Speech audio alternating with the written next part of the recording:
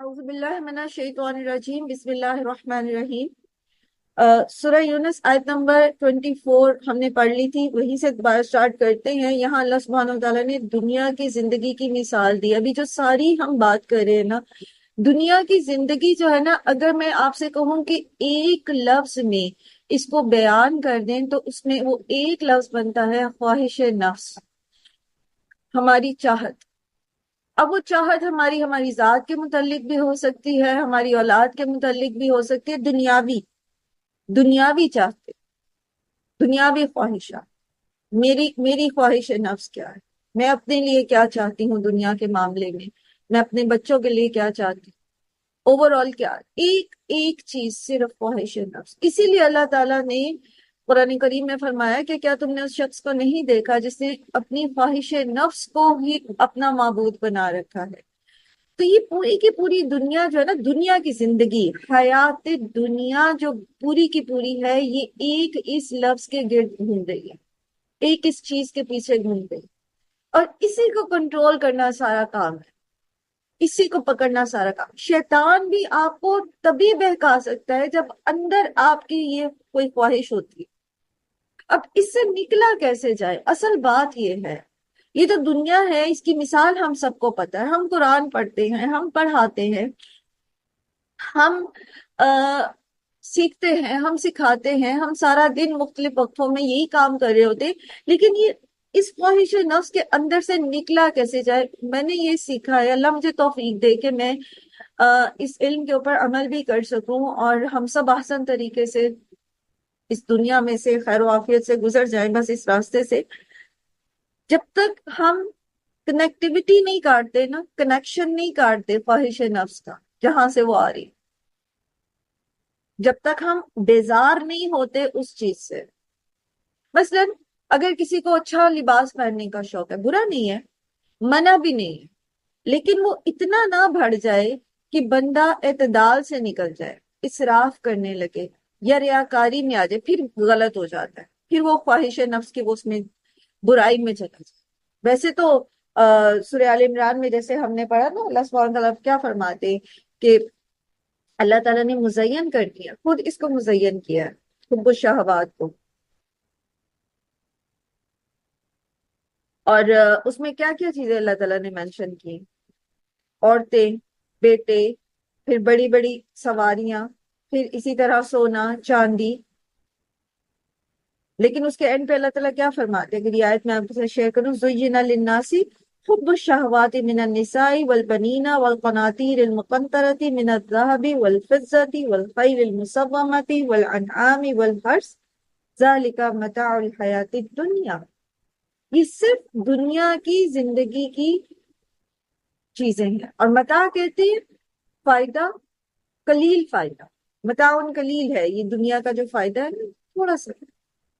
واللہ عنہ حسن المآب، اصل میں جو لوٹنا ہے، اصل میں جو ٹھکانہ ہے، اصل جو متاع ہے، وہ اللہ کے پاس۔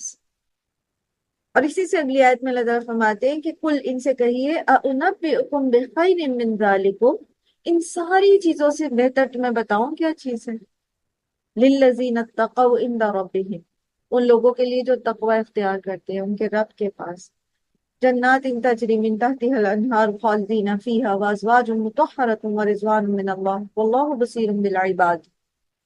تو حب و شہوات تو ہے، لیکن ان کو خواہش نفس نہیں بننے دینا کہ اس کے پیچھے انسان خوار ہو جائے۔ اور یہ خواری جو ہے نا، اس کے درجے مختلف، جو جتنا اللہ کے ساتھ جڑا ہوا ہوتا ہے نا، اس کی خواری تھوڑے سے ڈسٹینس سے شروع ہو جاتی ہے، اللہ تعالیٰ پسند نہیں کرتے۔ وہ بھی ایک مثال اللہ نے دی نا قرآن کریم میں بھی، اس شخص کی جس کو اللہ نے کتاب کا علم دیا، اللہ نے کہا کہ اس کی مثال کتے جیسی ہے۔ ہم تو یہ چاہتے تھے کہ اس کتاب کے ذریعے، ان آیات کے ذریعے اس کی درجات بلند کرے، لیکن وہ دنیا کی طرف جھک گیا۔ اور دنیا صرف مال پیسہ نہیں ہوتا، دنیا یہ خواہش نفس ہی تو ہے۔ اپنی خواہشات ہمیں زیادہ عزیز ہو جائیں اور اللہ کا ذکر پیچھے ہو جائے، پھر وہ خواہش نفس چاہے نیند ہے، چاہے وہ کچھ اور، چاہے وہ ہماری کوئی ہابی ہے، کوئی مشغلہ ہے، کچھ بھی، لیکن یاد رکھیں اللہ تعالیٰ بہت غیرت والے، اللہ تعالیٰ کو یہ بات پسند نہیں آتی کہ آپ کو اللہ نے دیا اپنی آیات کا علم اور آپ اس کو پیچھے چھوڑ دیں، اس مقصد زندگی کو پیچھے چھوڑ دیں اور لگ جائیں دوسری چیزوں میں۔ اور ڈر ڈر لگتا ہے اس وقت سے کہ جب پھر اگر اللہ تعالیٰ نے ہم سے منہ موڑ لیا تو پھر کیا ہو۔ تو یہ دنیا کی زندگی یہ انتہائی بیکار۔ اللہ کے رسول صلی اللہ علیہ وآلہ وسلم نے ایک اور مثال دی، یہاں اللہ نے کھیتی سے مثال دی ہے نا، کھیتی سے مثال دی ہے، بارش ہوتی ہے، بیج پھٹتا ہے، وہ لہلہانے لگتی ہے کھیتی، کسانوں کو لگتا ہے کہ ہم بس اب اس کو کاٹ لیں گے، خوب نفع کمائیں گے، لیکن کیا ہوتا ہے پھر وہ راتوں رات کوئی اللہ کی طرف سے کوئی اس کے اوپر آفت آ جاتی ہے، سب ختم، خلاص، کچھ بھی نہیں باقی بچتا۔ تو اللہ کے رسول صلی اللہ علیہ وآلہ وسلم نے دنیا کی زندگی کی مثال ایسے دی ہے کہ ابن آدم کے لیے دنیا کی زندگی اس کے کھانے کی مثال ہے۔ کھانا جو ہے دیکھنے میں خوبصورت لگتا ہے، اس کی خوشبو مہک دل کو لبھاتی ہے، لذیذ لگتا ہے، لیکن اس کا فائدہ مختصر ہی ہے۔ آپ جتنا بھی کھا لو گے وہ ایک سرٹن ٹائم آف پیریڈ کے لیے مختصر سا ذائقہ زبان پہ رہتا ہے، چند لمحوں کا، اور اس کے بعد وہ پیٹ میں چلا جاتا ہے، اس کے نیوٹرینٹس آپ کو بلڈ میں آپ کے شامل ہو جاتے ہیں، اس کے بعد وہ جسم سے باقی چیز خارج کر دی جاتی ہے۔ وہ مختصر سا فائدہ ہے اس کی، پھر کچھ دیر کے بعد آپ کو بھوک لگ جائے گی، پھر آپ کی باڈی ڈیمانڈ کرنا شروع۔ تو یہ جو مختصر سا فائدہ تھا نا جو آپ کے کھانے کا آپ کو ملا تھا، دیکھنے میں خوبصورت، لذیذ اور فائدہ مند بھی ہے، لیکن مختصر فائدہ، اس کے بعد اس کا انجام کار کیا ہے؟ سو یہی ہے دنیا کی زندگی۔ اور ایک طرف آخرت کی ہمیشہ کی فائدے ہیں، یہی کچھ مل جائے گا وہاں جا کے، یہی کھانا پینا، شوہر، بچے، ہر چیز میسر ہوگی، اس سے کہیں زیادہ بہترین میسر ہوگی، یہ گھر بار، یہ مشغولیتیں اس سے کہیں زیادہ خوبصورت مل جائیں گا، لیکن ونس وہاں پہنچ تو جائیں۔ اللہ ہم پہ رحم کرے، ہمارا رب اتنا غفور الرحیم ہے، اتنا غفور الرحیم ہے کہ وہ آپ کو پرے ہونے نہیں دیتا اگر آپ پرے ہونا نہ چاہیں۔ آپ مانگے اللہ سے، وہ آپ کو اپنے پاس کریں گے، اپنا قرب دیں گے۔ کذالک نفصل الآیات لقوم یتفکرون، جو لوگ غور و فکر کرتے ہیں ان کے لیے ہم کھول کھول کے اسی طرح آیات بیان کرتے ہیں۔ آیات اللہ تعالیٰ کھول کھول کے بیان کرتے ہیں، سمجھ صرف اسے آتی ہے جو غور و فکر کرتا ہے، جو سمجھنا نہیں چاہتا اس کو زبردستی کوئی سمجھائے گا نہیں، اللہ تعالیٰ کسی کا دماغ کھول کے اس میں نہیں ڈالے۔ اسی طرح سورہ کہف میں بھی اس کا ذکر آتا ہے، اور سورہ یونس میں بھی اس کا ایک اور جگہ ذکر آیا۔ اللہ تعالیٰ فرماتے وَاضْرِبْ لَهُم مَثَلَ الْحَيَاةِ الدُّنْيَا، سورہ زمر اور سورہ حدید میں بھی آتا ہے اس کا بہت دفعہ، قرآن کریم میں بہت زیادہ ساری جگہ پر اس کا ذکر آئے گا مثال کا۔ اب یہاں پر اس کو ذہن میں بٹھا لیں، آگے جہاں بھی مثال آئے گی اس کو ریلیٹ کر دیجیے۔ وَاللَّهُ يَدْعُو إِلَى دَارِ السَّلَامِ، اور اللہ وہ بلا رہا ہے سلامتی والے گھر کی طرف۔ وہی سورہ آل عمران کی آیت جو ابھی میں نے آپ کے سامنے رکھی، اس سے کہیں بہتر، اس دنیا کی چاہتوں سے کہیں بہتر وہ سلامتی کا گھر ہے جس کی طرف تمہیں اللہ بلا رہا ہے۔ اللہ تعالیٰ یہ نہیں کہتے کہ سب کچھ چھوڑ چھاڑ کے نکل جاؤ، اللہ تعالیٰ یہ نہیں کہہ رہے کہ جنگلوں میں نکل جاؤ، بلکہ اللہ تعالیٰ یہ بتا رہے ہیں کہ یہ دنیا فانی ہے، جو لا فانی ہے وہ سلامتی کا جو گھر ہے، جہاں موت نہیں ہے، جہاں بیماری نہیں ہے، وہ سلامتی ہے نا۔ دار السلام کیا ہے؟ ہر خرابی سے پاک، جس کی نعمتیں ہمیشہ رہیں گی، جس کی راحتیں ابدی ہیں، جس کی جو زندگی ہے وہ ہمیشگی کی ہے، جس میں موت نہیں، جس میں غم نہیں، جس میں پریشانی نہیں، جس میں کوئی حق تلفی نہیں، وہ ہے سلامتی کا گھر۔ تو وہ دنیا میں تو نہیں مل سکتا۔ ہم دنیا میں خوشیاں ڈھونڈتے ہیں، ہم دنیا میں اطمینان قلب ڈھونڈتے ہیں، ہم دنیا میں انٹرٹینمنٹ انجوائمنٹ ڈھونڈتے ہیں، وہ یہاں کہاں ملے گی بھائی؟ یہاں کہاں ملے گی؟ کبھی سوچے آپ کو کس چیز سے خوشی حاصل ہو رہی ہے؟ کیا وہ اتنی وردی ہے؟ کیا وہ خوشی اتنی وردی ہے؟ کیا وہ اتنی لانگ لاسٹنگ ہے کہ اس کے لیے ہم ابدی خوشیاں قربان کر دیں؟ کسی کو میوزک سن کے خوشی ہوتی ہے، کسی کو شاپنگ کر کے خوشی ہوتی ہے، کسی کو کہیں اور باہر نکل کر سیر کر کے خوشی ہوتی ہے، کسی کو کوئی ویڈیو دیکھ کے، کوئی فلم دیکھ کے، کوئی ڈرامہ دیکھ کے، کوئی کہانی پڑھ کے خوشی ہوتی ہے، ایک ایک ایک خواہش نفس سیٹسفائی ہوتی ہے۔ ذرا سوچیں کیا یہ چیزیں اتنی لانگ لاسٹنگ ہیں کہ دارالسلام اس پہ قربان کر دیا جائے؟ کتنی دیر خوش رہیں گے آپ؟ آپ کسی بھی جگہ گھومنے پھرنے چلے جائیں، 2 دن 3 دن 4 دن بعد آپ تھکنے لگتے ہیں، آپ کو واپس اپنا گھر یاد آنا شروع۔ اللہ تعالیٰ ہمیں ایک توفیق دے۔ ہاں، وہ اللہ تعالیٰ نے کہا کہ سیروا فی الارض، گھومنے پھرنے سے میں آپ کو منع نہیں کرتا، لیکن اللہ کو نہ بھولیں، نمازیں قضا نہ کریں، اپنی کلاسیں مس نہ کریں، میک شور کریں کسی نہ کسی طرح ہر چیز، اپنا قرآن کا سبق یاد کریں، اپنا پڑھیں۔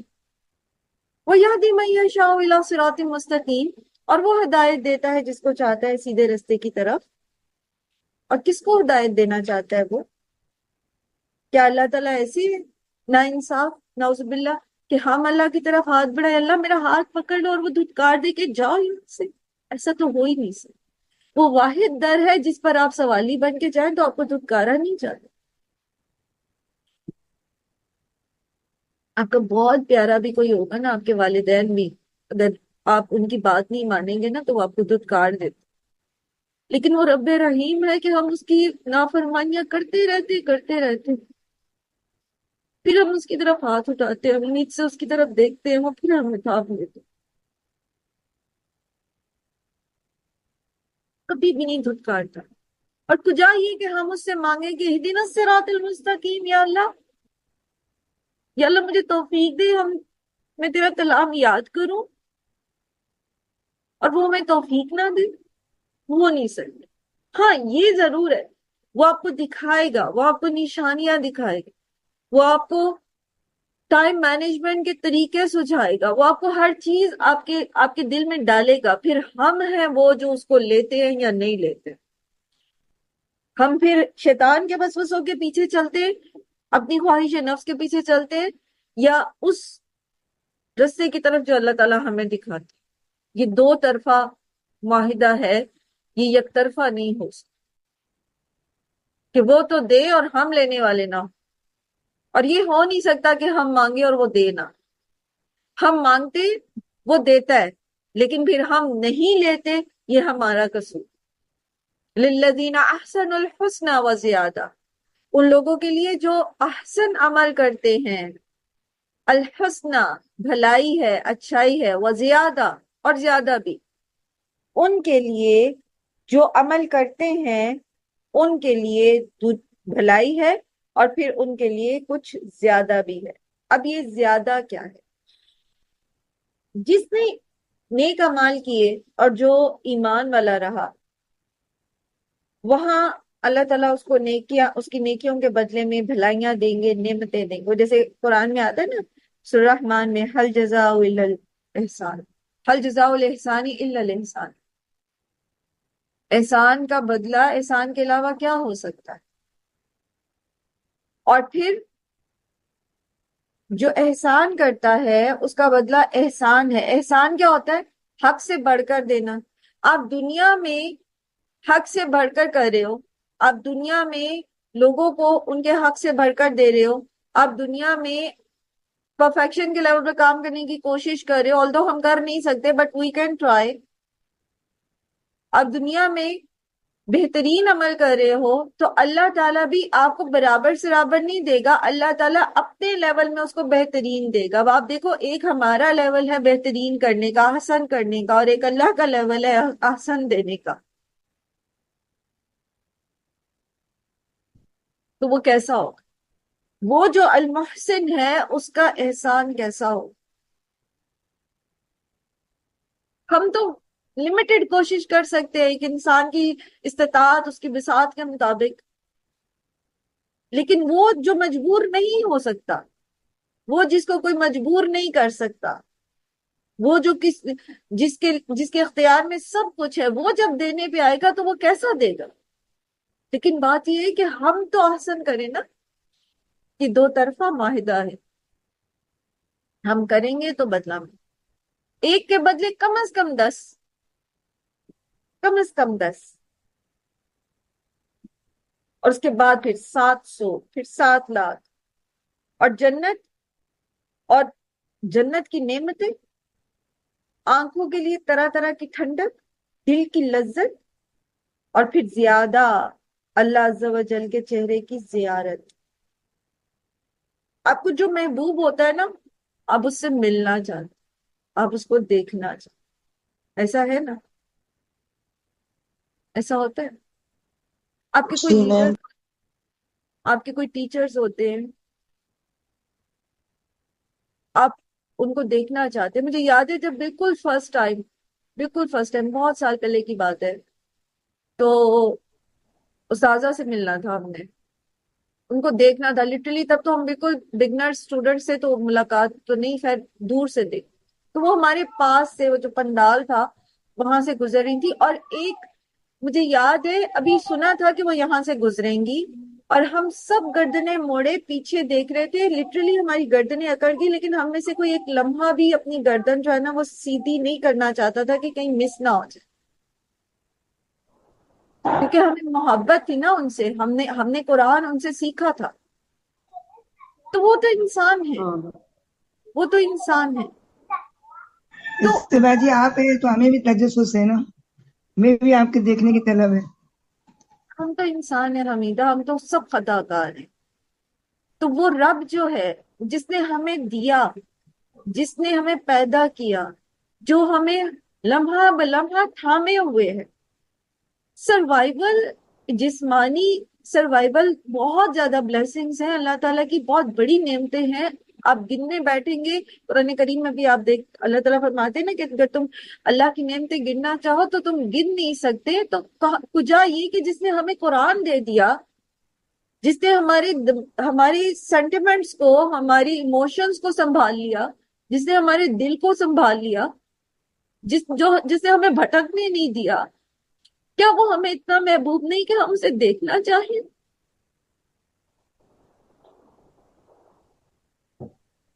تو اس کو دیکھنے کے لیے، اس درجے پر پہنچنے کے لیے کچھ تو کرنا پڑے گا نا،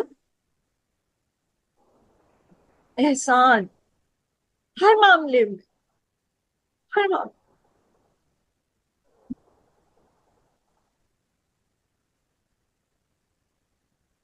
حتیٰ کہ قرآن سیکھنے میں احسان، سکھانے میں احسان،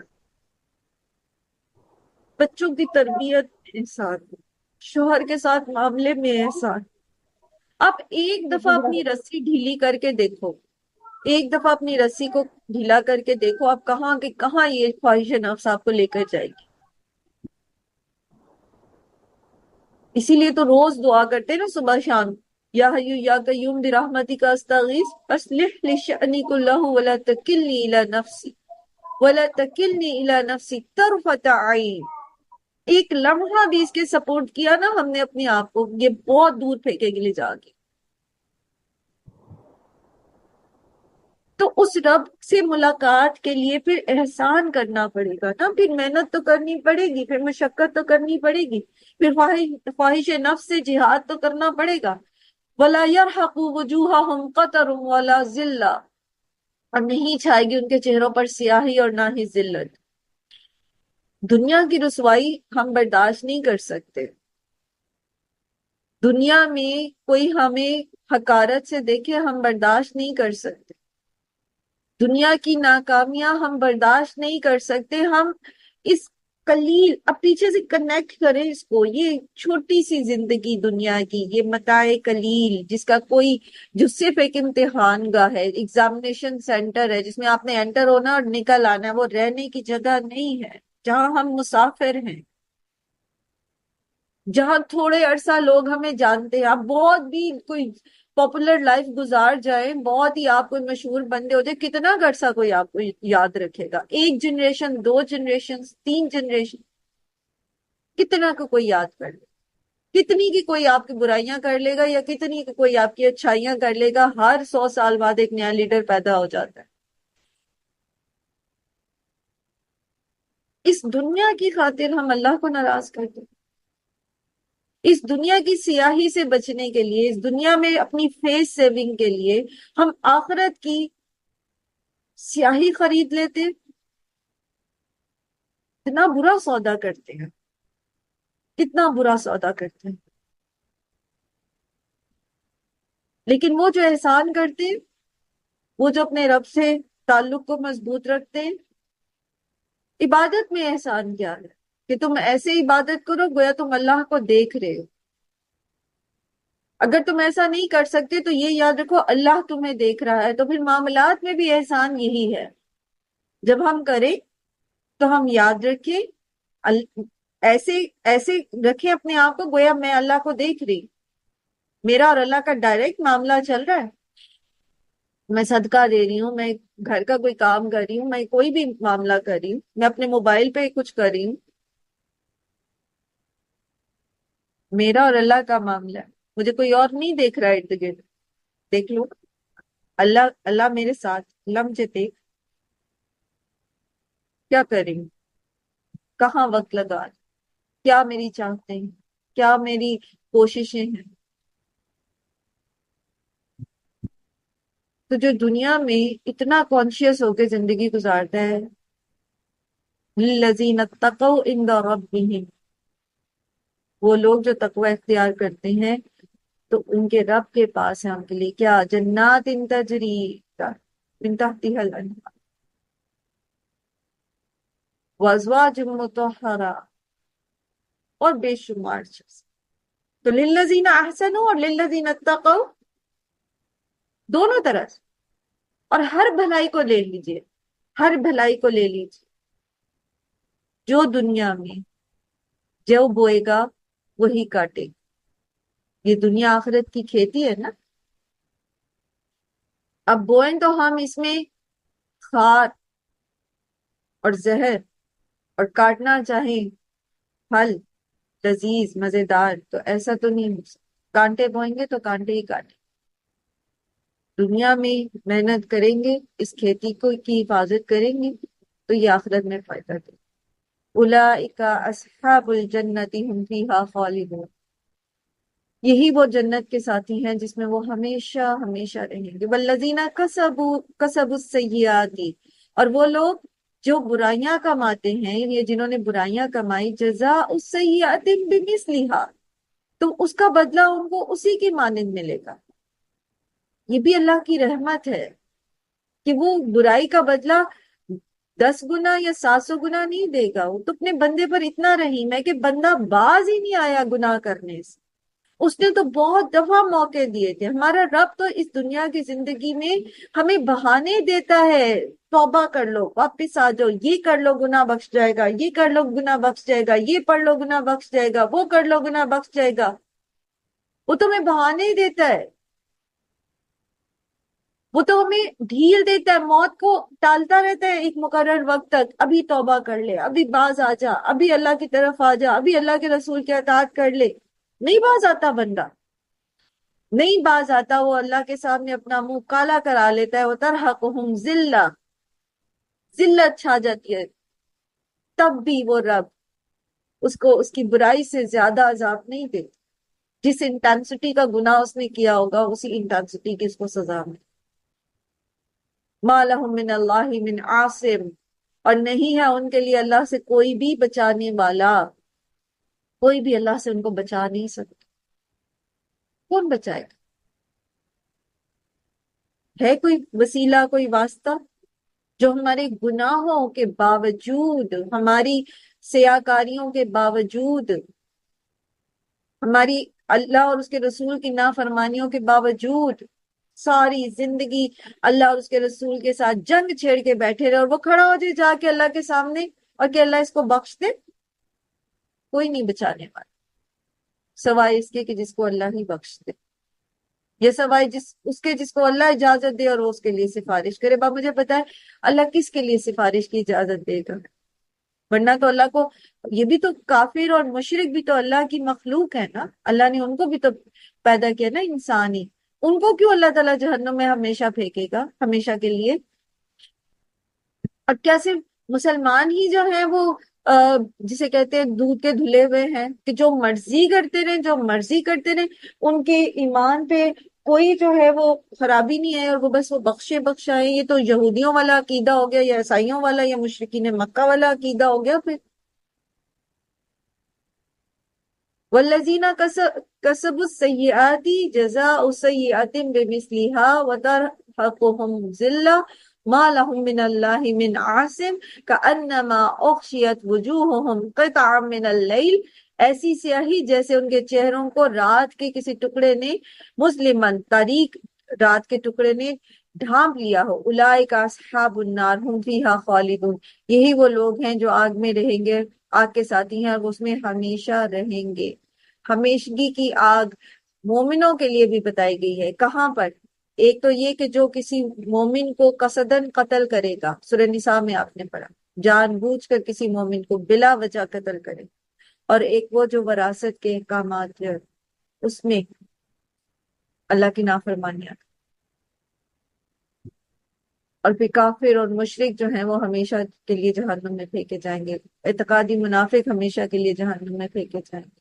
وَيَوْمَ نَحْشُرُهُمْ جَمِيعًا ثُمَّ نَقُولُ لِلَّذِينَ أَشْرَكُوا مَكَانَكُمْ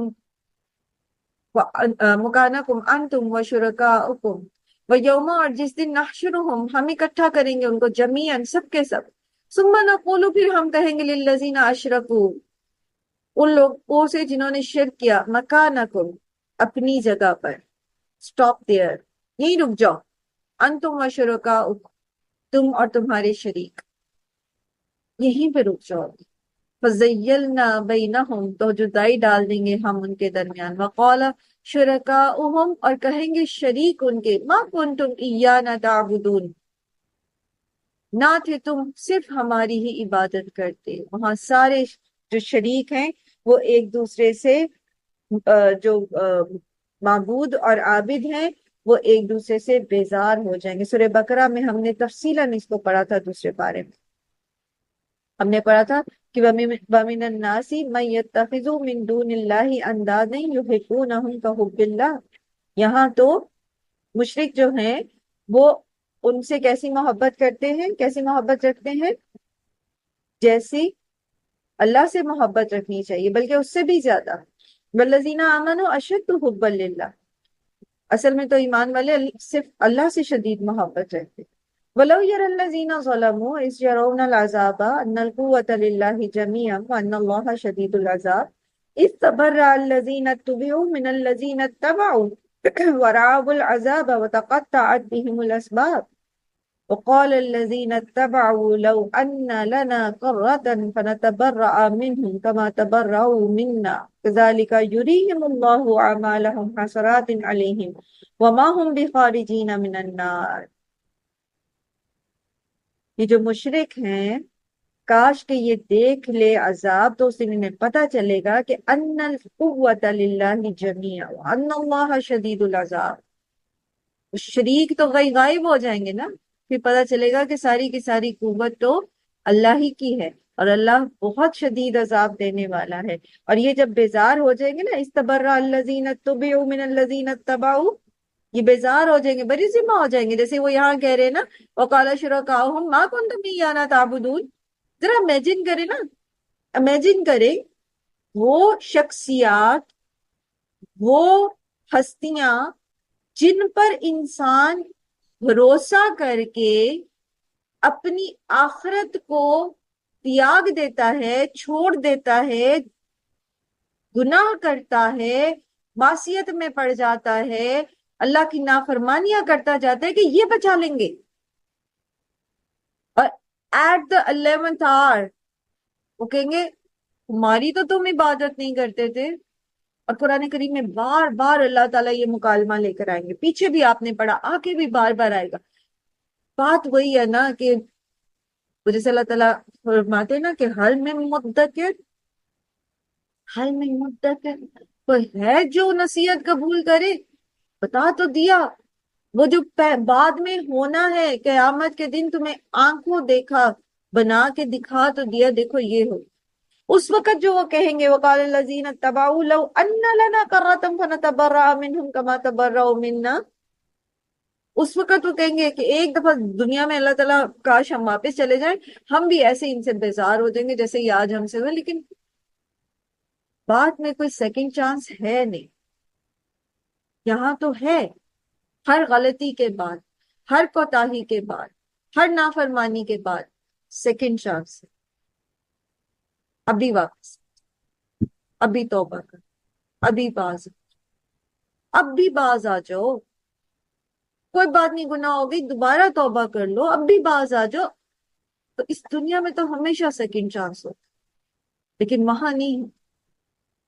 فَكَفَى بِاللَّهِ شَهِيدًا بَيْنَنَا وَبَيْنَكُمْ، بس کافی ہے اللہ گواہ درمیان ہمارے اور تمہارے، ان کننا عن عبادتکم لغافلین، کہ بے شک ہم تمہاری عبادت سے غافل تھے۔ کیوں غافل تھے؟ جن جن کی پوجا کی گئی وہ کس کس نوعیت کے تھے؟ بت بنائے گئے، سب سے پہلے آپ دیکھیں فرشتوں کو، اگر ہم مشرکین مکہ کو سامنے رکھتے ہیں تو فرشتوں کی پوجا کی گئی، تو فرشتے تو قیامت کے دن جب اللہ تعالیٰ فرشتوں سے کہیں گے تو فرشتے کہہ دیں گے صاف صاف کہ اللہ تعالیٰ یہ ہماری تو پوجا نہیں کرتے تھے، یہ تو جنوں کی پوجا کرتے تھے، تو شیطان کی پوجا تھی۔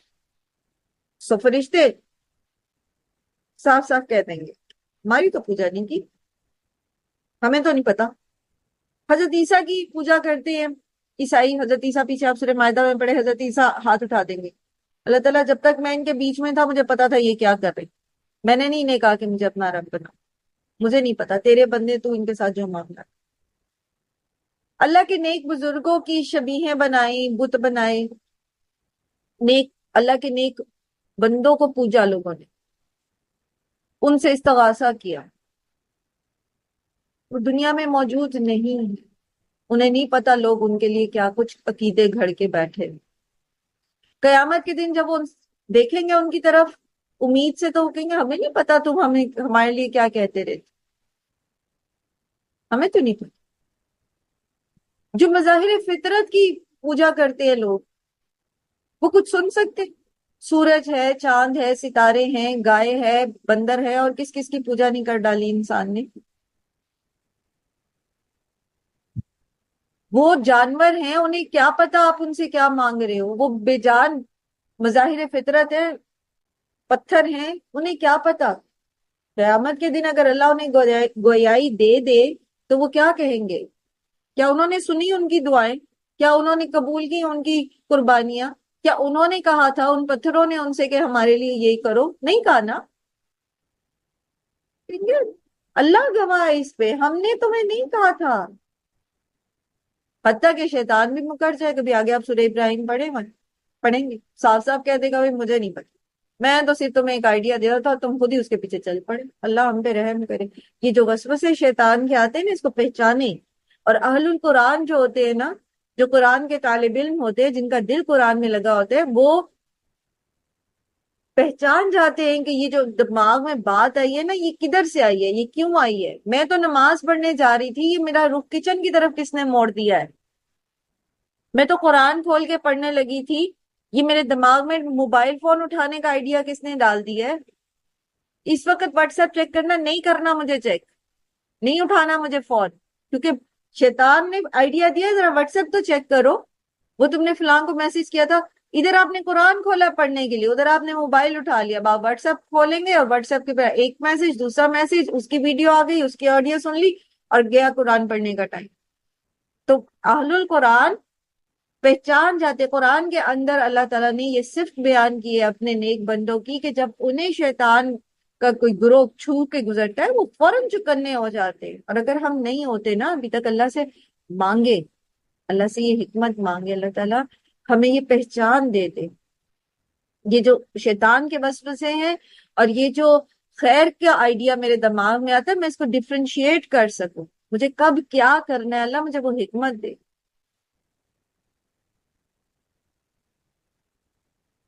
سو اس وقت شیطان بھی بیزار ہو جائے گا، ہاتھ اٹھا دے گا، وہ کہے گا میری عبادت نہیں کرتے تھے تو۔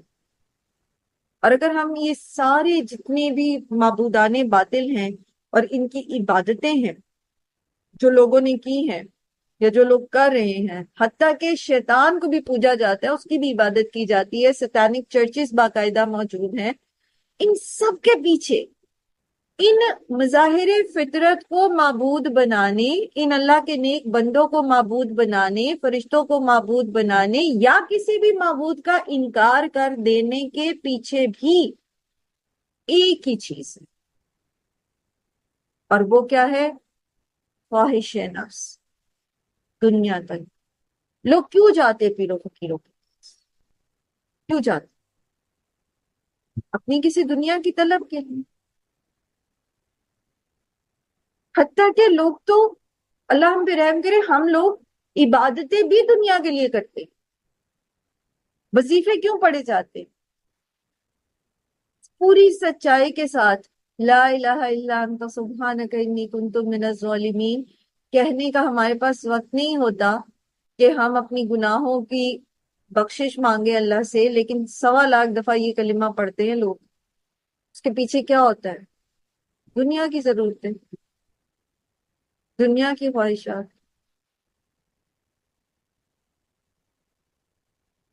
یاد رکھے، عبادت بھی وہ قبول ہوتی ہے جو خالص اللہ کی رضا کے لیے کی جاتی ہے۔ ہاں، اللہ کے رسول صلی اللہ علیہ وآلہ وسلم نے جس طرح سکھا دیا، جس طرح سمجھا دیا، بتا دیا، تو اس طرح سے آپ پڑھیں۔ جیسے سورہ ملک پڑھنے کا حکم ہے، ہر رات سونے سے پہلے آپ صلی اللہ علیہ وسلم پڑھتے تھے، اسی طرح سورہ کہف پڑھی جاتی ہے، اسی طرح جو ثابت ہے صحیح احادیث سے، سنت سے، وہ اذکار پڑھیں، وہ سب کچھ کریں، لیکن اللہ سے مانگے، آسانیاں اور خیر مانگے، لیکن صرف اس لیے نہ پڑھیں کہ ہمیں یہ ملے، بلکہ اس لیے پڑھیں یہ سب کچھ کہ اللہ کا حکم ہے، اللہ کے رسول کی اطاعت ہے، اور اللہ تعالیٰ ہم سے راضی ہوگا تو ہمارے سارے مسئلے حل ہو جائیں۔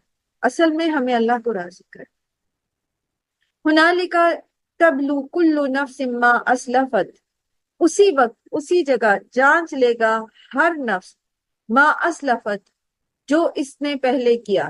سلفہ کا مطلب ہوتا ہے گزر چکا، وہ گزر، تو جو چیز گزر جاتی ہے، جیسے سلف صالحین بھی ہم کہتے ہیں نا، سلف صالحین کا مطلب کیا ہوتا ہے؟ جو گزر چکے۔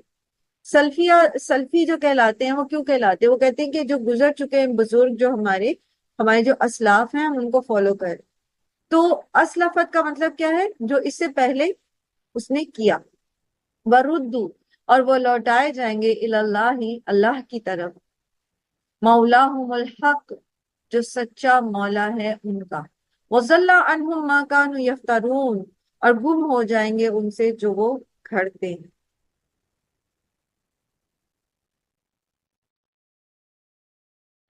وضل عنہم ما کانوا یفترون، اور گم ہو جائے گا ان سے وہ سب کچھ جو وہ گھڑتے تھے۔ اصل میں اللہ کو چھوڑ کر جس پر بھی تکیہ کیا گیا، جس کو بھی مولا بنایا گیا، اس کے پیچھے کوئی دلیل نہیں ہے، کوئی شرعی دلیل نہیں ہے۔ وہ سب جو ہیں وہ محض انسان کی اپنی ذہن کی اختراع ہے، اس نے خود سے گھڑ لی۔ تو جو چیز سچ نہیں ہے، جو جھوٹ ہے، وہ کہتے ہیں نا کہ جھوٹ کے پاؤں نہیں ہوتے۔ تو جھوٹ کے پاؤں نہیں ہوتے کا مطلب کیا ہوتا ہے؟ کہ جھوٹ کو ثبات نہیں ہے، وہ ختم ہو جاتا ہے، وہ مٹ جاتا ہے، اس کا پیچھے کوئی نشان نہیں رہتا، وہ پختہ نہیں ہوتا۔ تو چونکہ یہ اصل میں تھے ہی نہیں، جو بھی عقیدے انہوں نے گھڑ رکھے تھے، چاہے انبیاء کے متعلق، چاہے اللہ کے نیک بندوں کے متعلق، چاہے فرشتوں کے متعلق، وہ تو دنیا میں ہی رہ گئے، کیونکہ اس کے پیچھے کوئی شرعی دلیل نہیں تھی۔ اصل میں تو پھر مولا حق جو ہے، سچا جو ولی ہے، سچا جو آپ کو بچانے والا ہے، وہ تو اللہ ہی ہے۔ اور یہ تبھی انہیں سمجھ آئے گی، جیسے کہ میں نے سورہ بقرہ کی آیت بھی آپ کے سامنے رکھی۔ دنیا میں تو لوگ کچھ سمجھتے رہتے ہیں نا کہ یہ بچا لیں گے، وہ بچا لیں گے ہمیں، لیکن وہاں جا کے پتا چلے گا کہ ان القوت للہ جمیعا، ساری کی ساری قوت طاقت تو صرف اللہ ہی کے ہاتھ میں، یہ جن سے ہم نے کوئی اختیارات منسوخ کر رکھے تھے وہ تو تھے ہی نہیں اصل میں۔ قل کہہ دیجئے، من یرزقکم، کون دیتا ہے تمہیں رزق؟ اب یہ اللہ کا مولا ہونا جو ہے، اس کے لیے پھر مثالیں بتائی جا رہی ہیں۔ اللہ کا رب ہونا، اللہ کا تمہارے لیے تمہارا خالق و مالک ہونا، اصل معبود برحق ہونا، اس کے لیے دوبارہ سے کائنات کی طرف مثالیں دی جا رہی ہیں. ذرا دیکھو تو صحیح، سوچو تو صحیح. قل من یرزقکم من السماء والارض، پوچھو کون تمہارے لیے رزق اتارتا ہے آسمان اور زمین سے. ام امن یملک السمع والابصار، یا کون مالک ہو سکتا ہے کانوں اور آنکھوں کا؟ کون مالک ہو سکتا؟ اب دیکھو، تھوڑی دیر اگر ہم ایمانداری سے سوچیں اور اپنی حیثیت کو پہچانیں اور اپنے رب کو پہچانیں، ہمارا تو کچھ بھی نہیں ہے. یہ آنکھیں، یہ کان، یہ رزق، یہ سب کچھ، یہ جو کچھ ہمارے پاس ہے، اگر اللہ واپس دے لے، اگر اللہ تعالیٰ واپس لے لے، کون دے گا پھر لا کے؟ کوئی دلا سکتا ہے؟ کوئی مال، کوئی دولت، کوئی شخص، کوئی شخصیت، کوئی لا سکتا ہے؟ سورہ ملک روز رات کو ہم پڑھتے ہیں نا، روز رات کو اس میں ہم کیا پڑھتے ہیں؟ اس میں ہم کیا پڑھتے ہیں؟ اپنے آپ کو یاد دہانی کراتے ہیں نا، جب اس میں ہم پڑھتے ہیں کہ اللہ تعالیٰ فرماتے ہیں نا، امن ھذا الذی ھو جند لکم ینصرکم من دون الرحمن، کون سا لشکر ہے جو تمہیں رحمان سے بچائے گا، رحمان کے خلاف تمہاری مدد کر سکتا ہے. پھر اسی طرح امن ھذا الذی یرزقکم، کون ہے وہ جو تمہیں رزق دیتا ہے، ان امسک کا رزق، وہ اگر روک لے اپنا رزق کیا کر لو. پھر اسی طرح قل ارائیتم ان اصبح ماؤکم غورا فمن یأتیکم بماء معین، کون لا کے دے گا؟ اگر ایمانداری سے سوچیں، ایک ایک وہ ہستی جس کو بندہ سوچ سکتا ہو یا جس کے لیے اس کے کوئی عقیدے ہیں، ذرا ایمانداری سے سوچے، قرآن کو پڑھتے ہوئے سامنے رکھتے ہوئے، کسی کو اللہ نے یہ اختیار دیا. لیکن بات وہی ہے نا کہ جب ہم جھوٹ گھڑ لیتے ہیں اور اس جھوٹ کی ترویج اس طرح کرتے ہیں کہ وہ سچ لگنے لگتا ہے، تو پھر لوگ قرآن پر بھی یقین نہیں، اس کو بھی وہ کہتے ہیں یہ تو کسی اور کے لیے کہا گیا، ہمارے لیے تو نہیں کہا گیا. تو امن یملک السمع والابصار، آپ نے دیکھا ہوگا بہت سارے ایسے لوگوں کو جن کے پاس بہت مال و دولت بھی ہوتا ہے، لیکن میچ نہیں ملتا ان کو. کوئی وہ کڈنی ٹرانسپلانٹ کرانا چاہتے ہیں یا لیور ٹرانسپلانٹ کرانا چاہتے ہیں، دنیا بھر کے ڈاکٹرز اور بڑے بڑے ان سے رابطے کرتے ہیں، ہوتے بھی ہیں، آپریٹ بھی کیا جاتے ہیں، لیکن وہ چلتا نہیں ہے. بہت ساری مثالیں آپ سوچ سکتے ہیں، کوئی ایک ہے؟ بہت ساری چیزیں. آپ اپنا ہاتھ نہیں ہلا سکتے جب تک اللہ کا اذن نہ ہو. سن ہو جاتا ہے جب ہاتھ دیکھے کبھی آپ نے، رات میں کبھی آپ ایک سائڈ سوئے رہے، سلیپ پیرالائز جن کو ہوتا ہو نا، بے بس ہے انسان لیکن پھر بھی خدائی کے دعوے کرتا ہے، پھر بھی اس خدا کے سامنے کھڑا ہو جاتا ہے. وَمَن يُخْرِجُ الْحَيَّ مِنَ الْمَيْتِ وَيُخْرِجُ الْمَيِّتَ مِنَ الْحَيِّ وَمَن يُدَبِّرُ الْأَمْرَ، کون ہے جو نکالتا ہے زندہ کو مردہ سے اور نکالتا ہے مردہ کو زندہ سے، اور کون ہے جو سارے کاموں کی تدبیر کرتا ہے. فَسَيَقُولُونَ اللَّهُ، ان سے پوچھو یہ سب کون کرتا ہے، تو کہیں گے اللہ. اللہ کرتا ہے لیکن پوجنا اللہ کو نہیں ہے، پوجنا بتوں کو ہے. یہ سب کچھ اللہ دے رہا ہے، پیدا بھی اللہ نے کیا، میرا خالق و مالک اللہ ہے، میرا رازق اللہ ہے، لیکن خوشنودی دوسروں کی چاہیے. کیوں؟ کیونکہ یہ جو شیطان کا جو جھوٹ کا پروپیگنڈا ہے نا، اس نے ہمیں یہ دماغ میں بٹھا دیا انسان کے کہ یہ میڈیٹر نہیں ہوں گے نا درمیان میں، یہ شفعاء نہیں ہوں گے نا، تو اللہ بھی نہیں سنے گا تمہاری. تو وہ میڈیٹرز کو جو ہیں وہ پھر اللہ سے زیادہ محبوب ہو گئے لوگوں کو. فَقُلْ أَفَلَا تَتَّقُونَ، میں ڈر نہیں لگتا، ڈر نہیں لگتا جب ہم ان آنکھوں سے اللہ کی نافرمانیاں کرتے، اللہ کی منع کی ہوئی چیزیں دیکھتے، ڈر نہیں لگتا اللہ نابینا کر دے گا، کیا کریں گے؟ کیا ہوتے نہیں دنیا میں اچانک، آپ نے سنا نہیں کبھی اچانک بینائی چلی گئی، ہوتا ہے نا، مثالیں اللہ تعالیٰ دیتے ہیں نا. یہ تو اور بات ہے کہ اللہ نے مہلت رکھی ہے ہر بندے کے لیے، ایک مہلت کا وقت ہے، اس سے پہلے اس پہ پکڑ نہیں آتی، تو بندہ یہ سمجھتا ہے کہ بس سب ٹھیک ہے، سیٹ ہے، میں جو مرضی کرتا ہوں. قرآن ایک ریمائنڈر دے رہا ہے. تمہیں ڈر نہیں لگتا؟ افلا تتقون، کیا کر لو گے؟ فذالکم اللہ ربکم الحق، بس یہ ہے اللہ رب تمہارا سچا، جو تمہیں آسمان سے زمین سے رزق دے رہا ہے، جو تمہاری سمع و بصر کا مالک ہے، جو مردہ سے زندہ کو، زندہ سے مردہ کو نکالتا ہے، جو یہ تمام امور دنیا، امور کائنات چلا رہا ہے، اصل میں وہ رب ہے سچا، اس کے علاوہ کوئی نہیں ہے. اب مسئلہ پتہ ہے کیا ہے؟ یہ ساری گفتگو جو پہلے بھی چل رہی تھی، ابھی بھی یہی بات میں دوبارہ بتاؤں، یہ سمجھا کیوں جاتا ہے، ایسا مانا کیوں جاتا ہے؟